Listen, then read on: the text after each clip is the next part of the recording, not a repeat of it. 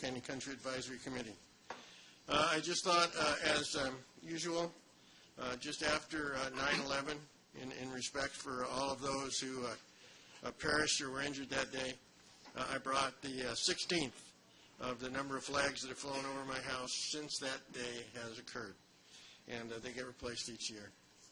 And today I'd like to talk a little bit about what happened at the last City Council meeting. Councilman Keller talked about the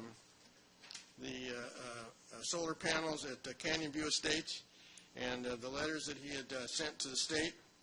So I thought to get a little bit better educated in it, I generated a public records request and obtained at least what I hope is just some of the letters, which were to Wilk, Acosta, Lackey, and Stern, and talked about the idea of having a new process where our local community would have more of a say into what happens in those facilities.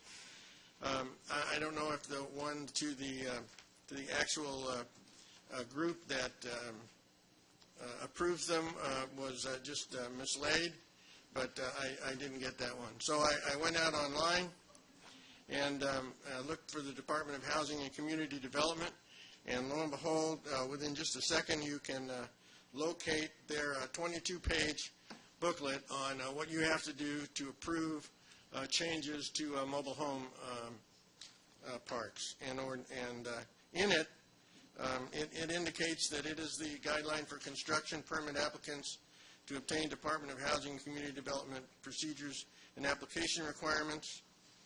And right here on the first page, in the first item, is obtaining local planning approval for any new development or any changes to utilities.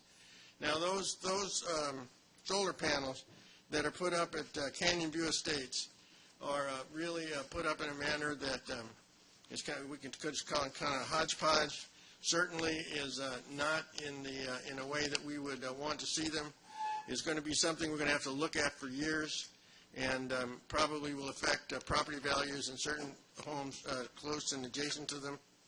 And so I would wonder who in the city was it that did the planning approval before this went up to the state.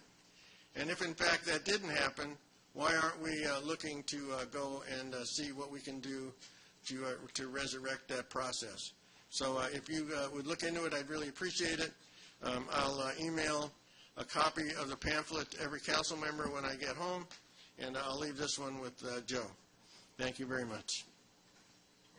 In regards to the first speaker, in terms of who in planning approved the project, the answer is nobody. Planning did not know about the project. Planning was not asked to approve the project. We found out about the project at the same time everybody else did. Is that when it was built? So we will certainly look at the information that Mr. Ferdman has provided, but I can tell you that that is not a project that was approved by the city.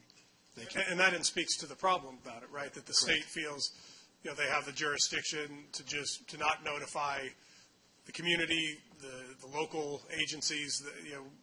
All of a sudden you see earth moving and panels going up, and we just have to take it. More or less, right? But I'd be curious to know about that document. It says on the first page, is that something that pertains to our mobile home owners, or is that something from heaven only knows where? Yeah, I don't know. Mr. Ferdman did not provide that to me in advance, so we will look at what he provided and get the answer.